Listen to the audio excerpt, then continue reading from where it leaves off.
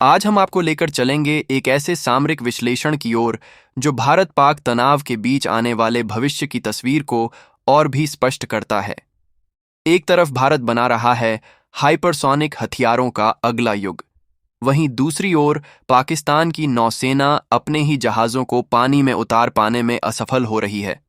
ये सिर्फ टेक्नोलॉजी की लड़ाई नहीं है, ये है रणनीतिक सोच, आत्मनिर्भरता और विश्वसनीय शक्ति प्रदर्शन की लड़ाई। 25 अप्रैल 2025 डीआरडीओ की defence research and development laboratory DRDL ने एक बड़ी उपलब्धि हासिल की।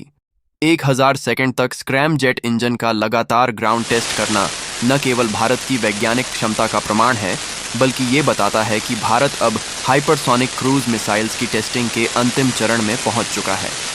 स्क्रैम जेट इंजन एक ऐसा एयर ब्रीदिंग इंजन होता है जिसमें ईंधन हवा से ही मिलता है, जिससे ये इंजन हवा में ही ऑक्सीजन लेकर मार्क 5 से ज्यादा स्पीड प्राप्त कर सकता है। यह तकनीक अमेरिका, रूस और चीन जैसे देशों के पास ही है और अब भारत भी इस कतार में शामिल हो चुका है। रक्षा मंत्री श्री राजनाथ सिंह ने इस सफलता को भारत के आत्मनिर्भर रक्षा क्षेत्र की दिशा में एक मील का पत्थर बताया और डीआरडीओ, इंडस्ट्री और अकादमिक भागीदारों को बधाई दी।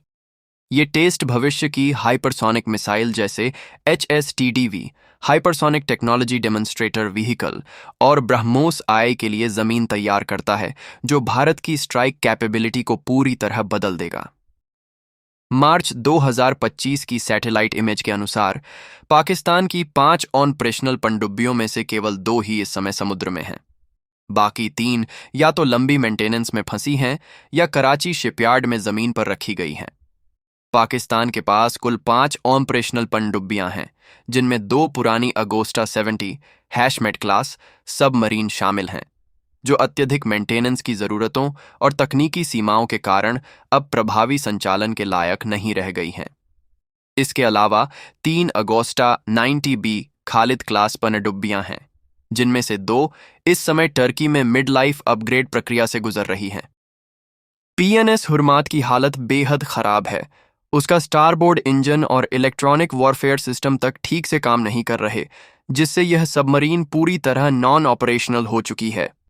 सोशल मीडिया पर एक्स पर कुछ यूजर्स ने लिखा, not a good time for the Pakistan navy. कुछ ने तो इसे जूसी टारगेट कहकर पाकिस्तान की सबमरीन्स पर व्यंग्य किया।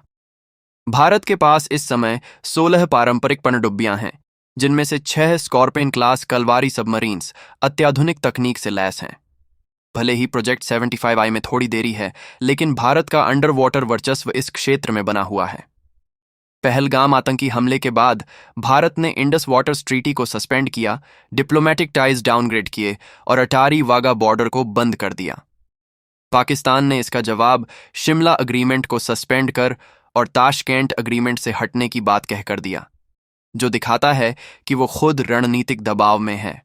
जब एक देश हाइपरसोनिक हथियार बना रहा हो और दूसरा देश अपनी सबमरीन को पानी में ही न रख पा रहा हो, तो सामरिक संतुलन किस ओर झुकेगा, इसका जवाब साफ है।